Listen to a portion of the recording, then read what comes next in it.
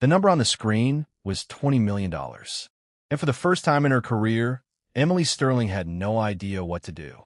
She stood at the head of the conference room table, staring at the presentation wall while red warning symbols flashed across the screen. $20 million. That was the value of the contract sitting in the balance. It was one of the biggest technology partnerships Sterling Advanced Systems had ever pursued. If the demonstration worked, Harrington Aerospace was expected to sign the agreement before lunch. If it failed, the investors waiting downstairs wouldn't be the only people asking questions. Emily looked at the engineers around the room. Restart the system. We already tried. Then try it again. One of the engineers shook his head. We can't. Emily turned toward him. Why? He swallowed. Because the system isn't responding. The room was full of people who were supposed to know exactly what they were doing. Right now, none of them had an answer. Marcus Vail, the company's chief technology officer, was speaking quickly into his phone. Get another team in here. A voice on the other end answered. We already have the other team. Then get someone from the original development group. They're 20 minutes away. Marcus glanced at the clock. We don't have 20 minutes. Emily looked through the glass wall. The Harrington Aerospace representatives were still sitting on the other side of the room, watching, waiting. Then she noticed someone standing in the hallway. A quiet man in a gray maintenance uniform. He had a toolbox in one hand. He wasn't supposed to be anywhere near the meeting. He looked through the glass at the screen. Then he spoke. Don't restart it. The room went quiet. Emily slowly turned toward the door. Who said that? The maintenance worker stepped inside. My name is Daniel Carter. Marcus frowned. And what exactly do you think you're doing? Daniel glanced at the screen. Trying to keep you from making it worse. A couple of engineers exchanged looks. Marcus wasn't amused. Daniel, your maintenance. Daniel nodded. Yes. Then maintain something. Daniel didn't argue. He simply pointed toward the screen. That system isn't failing. Emily looked at him. What? Someone made it look like it is. That got everyone's attention. Emily stepped closer. Can you fix it? Daniel hesitated. I can stabilize it. Marcus immediately stepped in. Emily, we can't let a maintenance employee touch a $20 million demonstration. Daniel looked at him. Then don't let me touch it. He pointed toward the console. To stop the restart sequence. Emily looked at the flashing warning. Then at Daniel. Do it. Daniel walked over to the console. His movements were calm. He entered 3 commands, made 1 adjustment, and waited. For a moment, nothing happened. Then the screens flickered. The red warnings disappeared. The system came back online. Nobody spoke. The demonstration resumed. $20 million had just been saved. The room finally breathed again. But Emily wasn't celebrating. She was watching Daniel. More specifically, she was watching what he'd just done. The sequence wasn't standard. She had seen something similar before. 6 years ago, in a technical report that had nearly destroyed one man's career. Daniel. He turned. Yes. Emily looked at him carefully. Who taught you that? For the first time since he'd walked into the room, Daniel didn't have an immediate answer. His eyes dropped to the console, and he looked back at her. Nobody. He picked up his toolbox and walked out. Emily watched him disappear down the hallway. She had no idea what his story was, but she knew one thing. That wasn't the work of an ordinary maintenance employee. And somehow, the biggest problem Sterling Advanced Systems had faced that morning had just led Emily straight back to a scandal she thought had been buried 6 years ago. 5 hours earlier, Daniel Carter was standing in a kitchen that was barely big enough for 2 people to move around comfortably. His daughter sat at the table, swinging her feet under her chair. Dad. Daniel turned from the stove. Yeah. Did you sign my field trip paper? He stopped. Then he looked at the refrigerator. The permission slip was still attached to it. Oh. Lily raised an eyebrow. You forgot. I didn't forget. You did. I was going to sign it. You said that yesterday. Daniel smiled. You keeping track now? Lily nodded. I have a system. That sounds dangerous. It is. She pushed the paper toward him. Sign it. Daniel picked up the pen. How much is the trip again? $35. His hand paused for half a second. $35 wasn't much money to most people. For Daniel, it was enough to make him check his bank account twice before payday. He signed anyway. Lily took the paper. Thanks. Daniel turned back toward the stove. Eat before it gets cold. She took another bite. Dad, are we poor? The question caught him off guard. He turned around. Why would you ask me that? Mia said people who drive old cars are poor. Daniel looked toward the window. His 12-year-old sedan was parked outside. The passenger door still had the dent he'd been meaning to. Feeks. He smiled. Your dad drives an old car because your dad is cheap. Lily laughed. That's not what poor means. I know. Daniel sat beside her. Listen, we don't have everything. Lily waited. But we have a home. She nodded. We have food. Mostly. Daniel laughed. And we have each other. Lily smiled. That counts. It counts the most. He kissed her forehead and checked the clock. 6:37 a.m. Come on. We have 23 minutes. They hurried toward the door. Lily stopped. Dad. What? You forgot your badge. Daniel looked back at the kitchen counter. His Sterling Advanced Systems employee badge was sitting beside his keys. He picked it up. Daniel Carter, Facilities Maintenance. He clipped it to his shirt. There was nothing remarkable about the badge. Nothing that told anyone what Daniel had once done for the company. Nothing that explained the 6-year gap in his employment history. And Daniel preferred it that way. He had been working at Sterling for almost 3 years. During that time, he'd learned something useful. People noticed the person with the title. They rarely noticed the person carrying the toolbox. That suited Daniel just fine, because he didn't want attention. He didn't want questions. And most of all, he didn't want anyone asking about the 6 years before he became a maintenance worker. 6 years earlier, Daniel Carter had been a very different man. Sterling Advanced Systems occupied 28 floors of glass and steel in downtown. The company built automation systems for aviation, manufacturing, and emergency response industries. At the top of it all was Emily Sterling, 41 years old, sharp, demanding, and very aware that some people believed she had inherited a company she hadn't earned. Her father, Arthur Sterling, had built the business from a small engineering firm into a global technology company. After his death, Emily took over. She'd spent years proving herself. That was why the Harrington Aerospace contract mattered so much. It wasn't just $20 million. It was a chance to prove that Sterling Advanced Systems could compete in the next generation of technology. The demonstration had taken 6 months to prepare. Emily had personally promised the board that it would work. That morning, she was inside the demonstration room before most of the executives had arrived. The room was packed with engineers, technicians, and senior management. Daniel was in the hallway, replacing a damaged ceiling sensor. Nobody paid attention to him. He liked it that way. At 9:14 a.m., he heard something strange. Click, click, pause, click. He stopped working. The sound came from the demonstration equipment. A technician walked past. Daniel pointed toward the system. What load is the auxiliary converter carrying? The technician checked the display. 92%. Daniel frowned. That's too high. It's within specifications. Not with that synchronization load. The technician looked at him. How do you know that? Daniel shrugged. Lucky guess. He walked away. But it wasn't a guess. He knew that sound. He knew what the system was trying to compensate for. And he knew something wasn't right. Daniel stopped in the hallway. For a moment, he considered going back.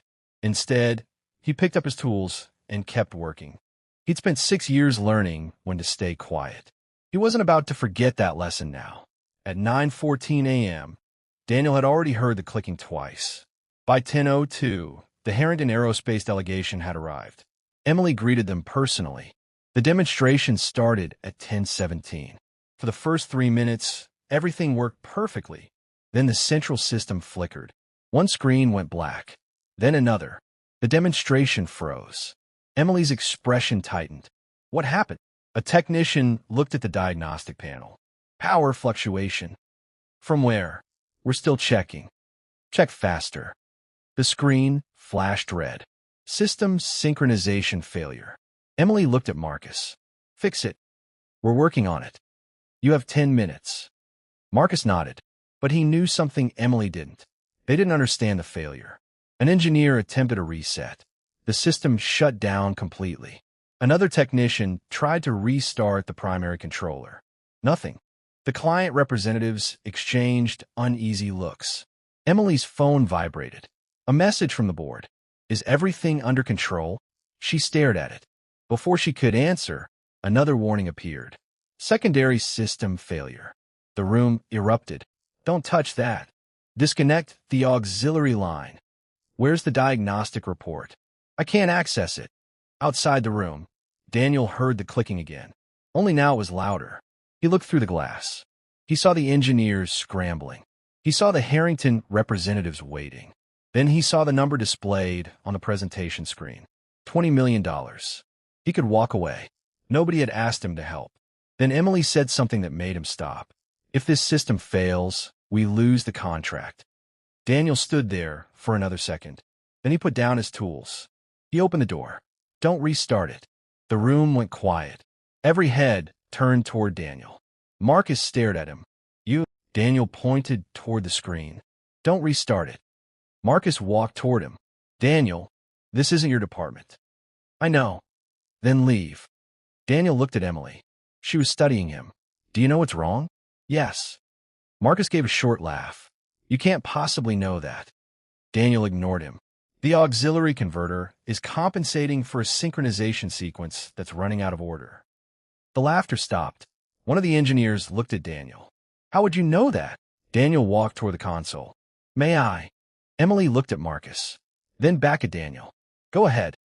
Daniel opened the diagnostic panel. His fingers moved quickly. He checked the timing sequence. 3 milliseconds. There. He stopped. Emily noticed. What? Daniel pointed at the screen. The calibration profile. Marcus stepped closer. What about it? It's old. Marcus frowned. That doesn't make sense. It does if someone uploaded an older profile. Marcus looked at him. You're saying someone did this deliberately? Daniel didn't answer. He adjusted the sequence. The system stabilized. The screens came back online. The demonstration resumed. The Harrington representatives leaned forward. The room finally relaxed. But Daniel didn't. He was staring at the calibration profile. There was something familiar about it. Not the error itself. The way it had been written. A tiny coding preference. A timing adjustment. Something most people would never notice. Daniel recognized it immediately. Marcus had used that technique 6 years earlier. Daniel looked up. Marcus was already looking at him. For a moment, neither man said anything. Then Marcus looked away.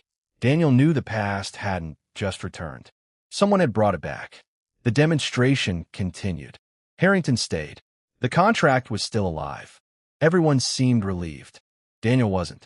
Emily found him in the hallway. Daniel. He turned. She held up her tablet. Where did you learn that synchronization method?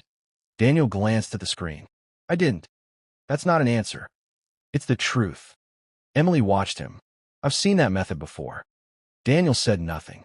6 years ago. His jaw tightened. Emily noticed. You know what I'm talking about. Daniel looked at her. Whatever you think you found, leave it alone. Why? Because some things are better left buried. Emily frowned. Not when they're happening inside my company. Daniel looked at her. Then maybe you should ask your executives why. He walked away. Emily stood there for a moment. She had expected denial. She hadn't expected fear. Emily couldn't let it go. She ordered her assistant to pull Daniel's personnel file. At first, there was nothing unusual. Maintenance certification, technical courses, warehouse work.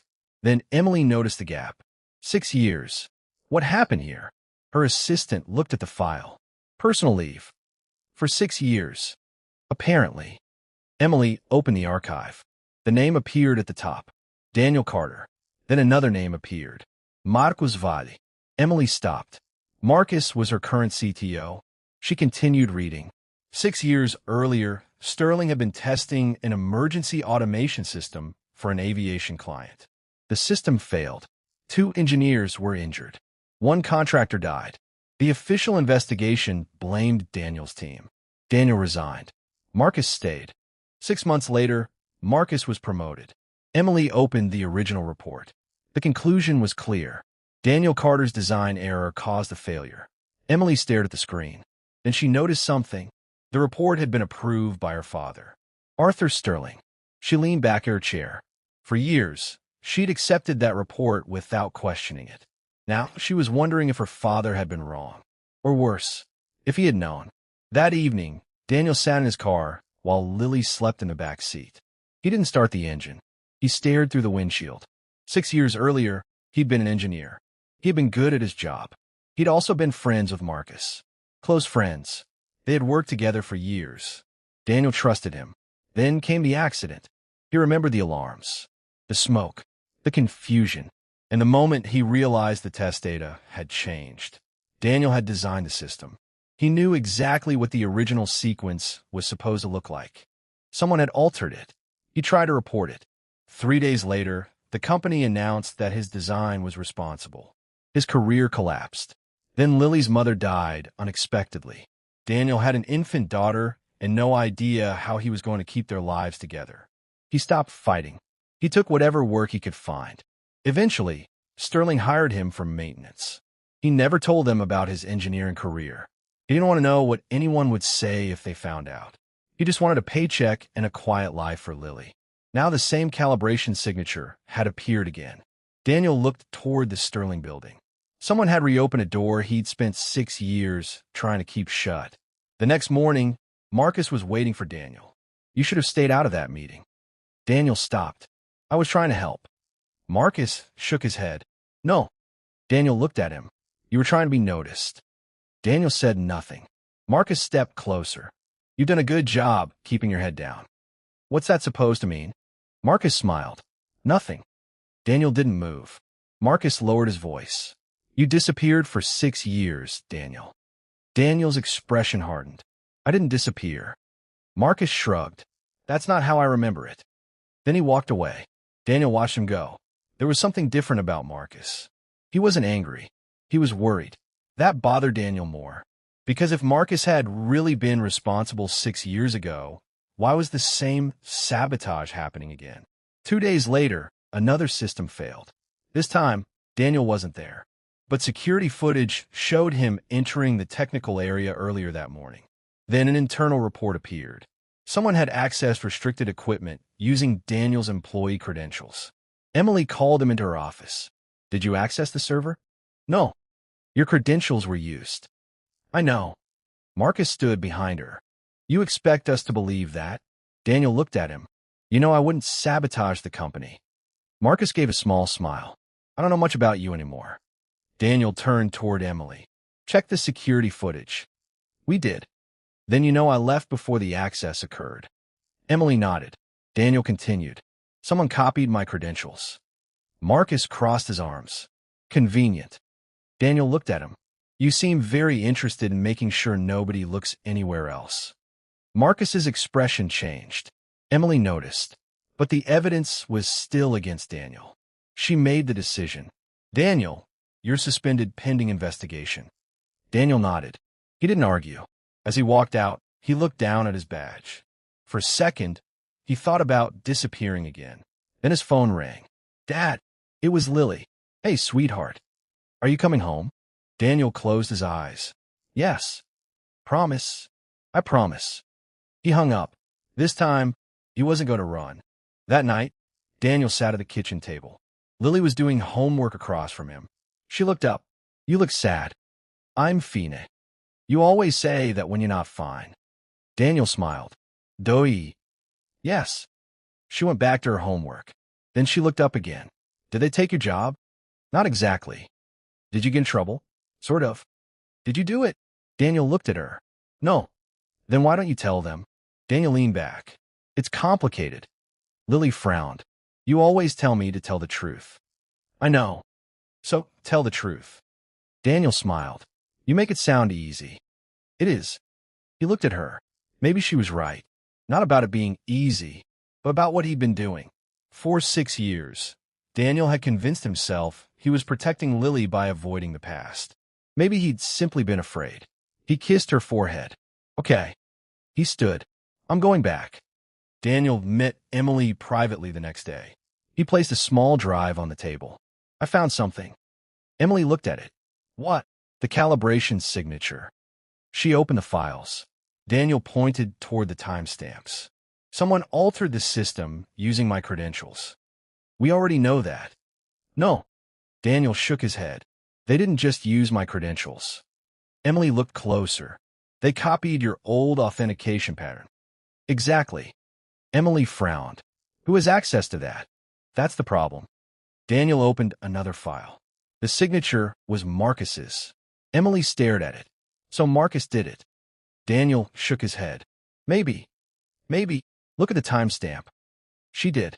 This command was executed while Marcus was physically somewhere else. Emily leaned back. Then someone copied him. That's what I think. Who? Daniel shook his head. I don't know. Emily sat quietly.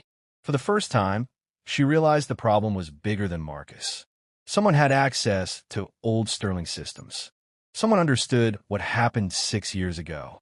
And someone was using Daniel's past against him. Emily went deeper into the old records. She reviewed board minutes, old contracts, engineering reports, payment records. Then she found a private consulting company, North Star Technical Solutions. They had been hired to validate the original accident report. Emily checked the payment records. Sterling had paid them. But the authorization hadn't come from Arthur Sterling's office. It had come from someone else. Richard Sterling, her uncle, Arthur's younger brother. Emily stared at the name. Richard had been chairman before she took over.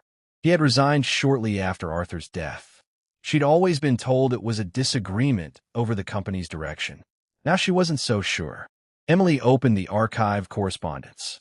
North Star appeared repeatedly. Confidential technology, client negotiations, unusual payments. Then she found something that made her stomach tighten. North Star's parent company was now bidding against Sterling for the Harrington Aerospace contract. She called Daniel. I found a company that benefited from the original scandal. North Star? Yes. Daniel was quiet. Then he said, then we need to find out who inside Sterling was helping them. Daniel reconstructed the old test. He compared the original data with the official report. The difference was obvious. The calibration had been changed after the test. But there was something else. A financial file showed that confidential Sterling research had been transferred to a competing company. Shortly after the accident, Emily stared at the records. Someone sold our technology. Daniel nodded, and then blamed you for the failure. Why? To make the project look unreliable. Emily looked at him. Then the client moves to another company. Exactly. She scrolled through the records. Who was the competitor? Daniel opened the final document. North Star Dynamics. Emily's face went still. The same company that had benefited from the original scandal was now competing for Harrington's business. Someone inside Sterling wasn't just hiding an old mistake. They were still working against the company. Emily confronted Marcus. You knew. Marcus looked at her. Knew what? Daniel's system wasn't responsible for the accident.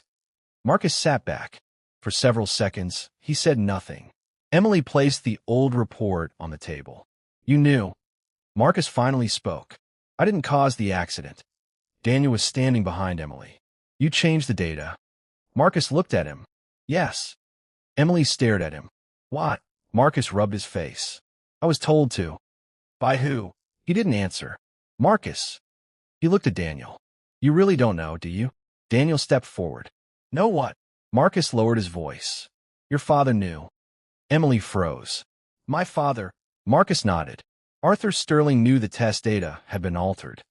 Daniel stared at him. Then why did he blame me? Marcus looked away. Because someone convinced him the company would collapse if the truth came out. Emily's voice was barely above a whisper. Who? Marcus didn't answer. The conference room door opened. Richard Sterling walked in. Emily's uncle. He looked at Daniel, then at Emily, and smiled. It's been a long time.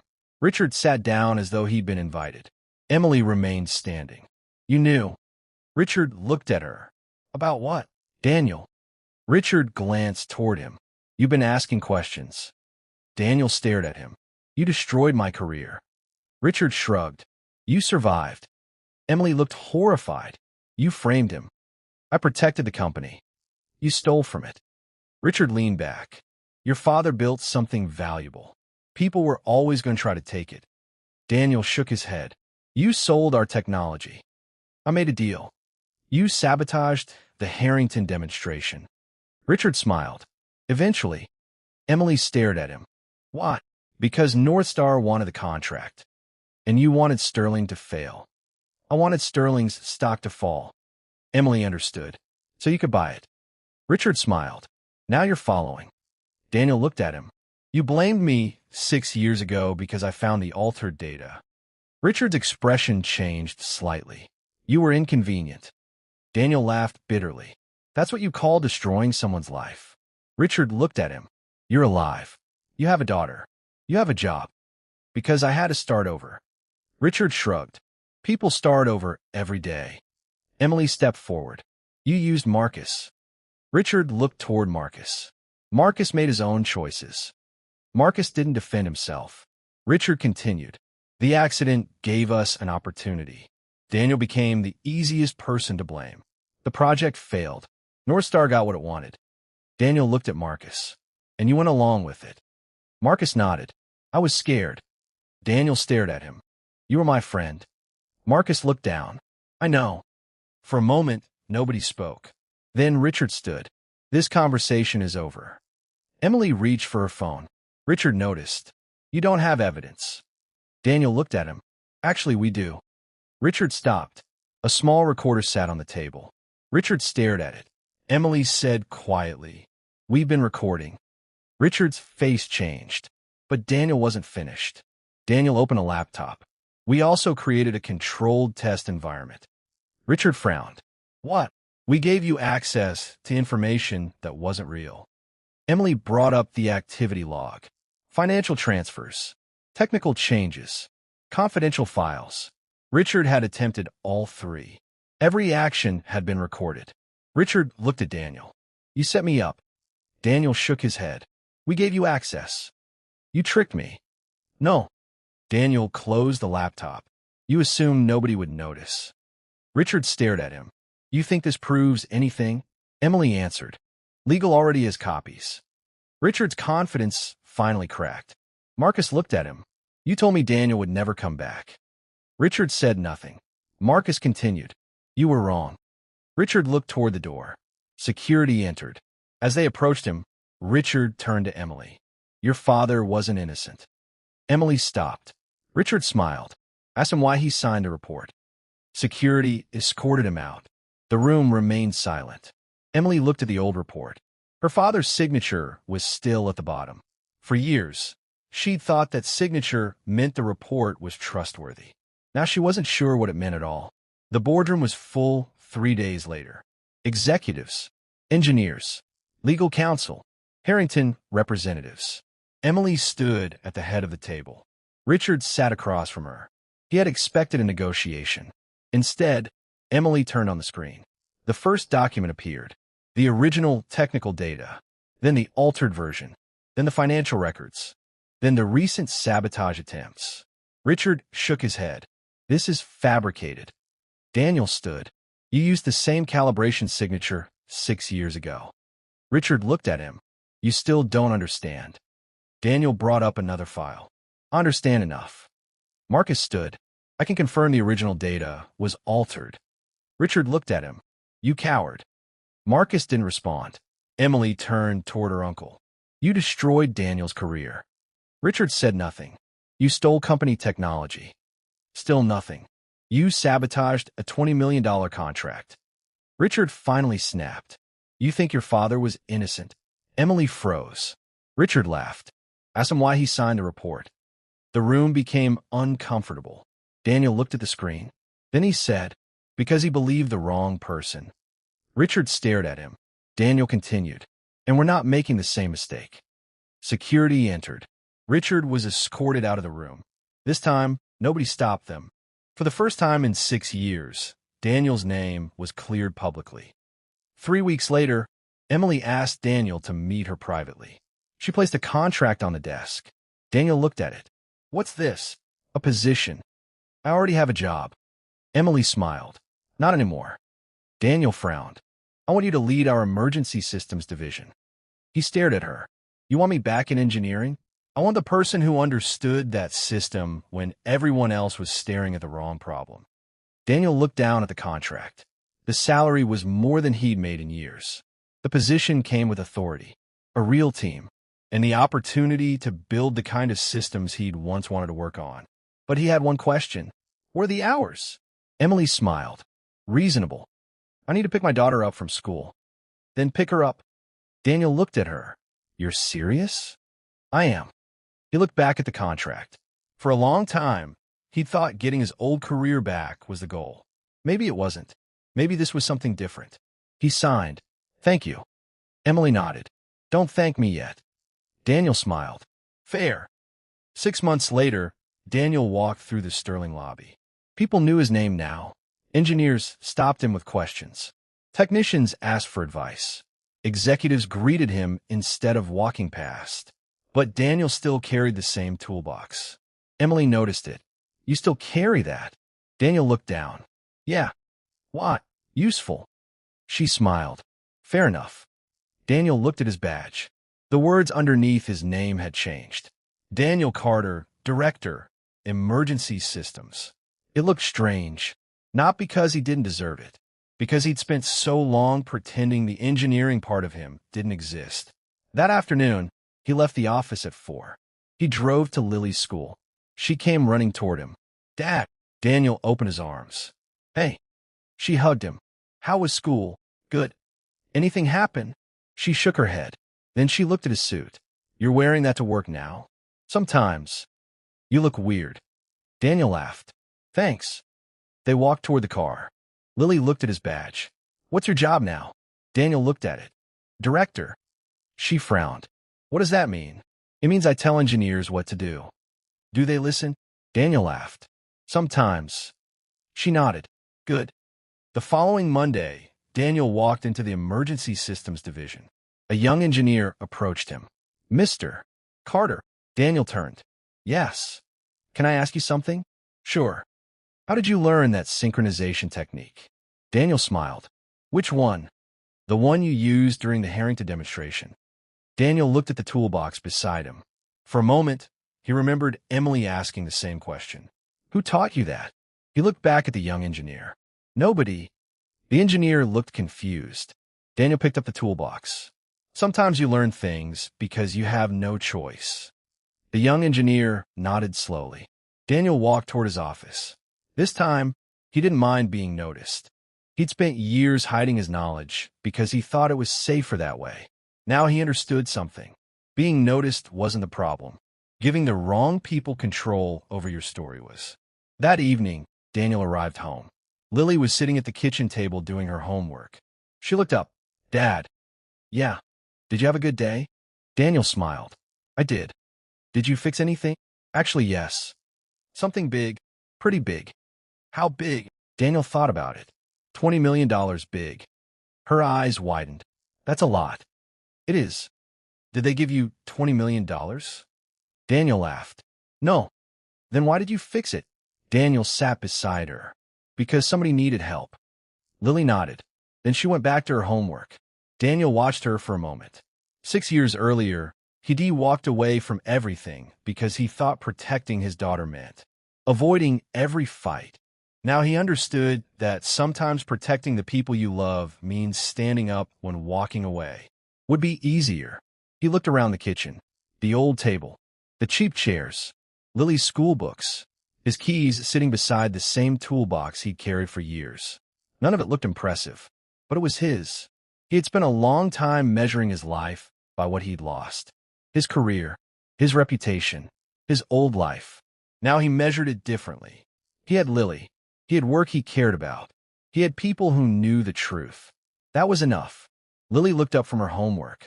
Dad, yeah. Are you happy? Daniel thought about it. He smiled. Yeah. Really? Really? She nodded. Good. She went back to her homework. Daniel leaned back in his chair.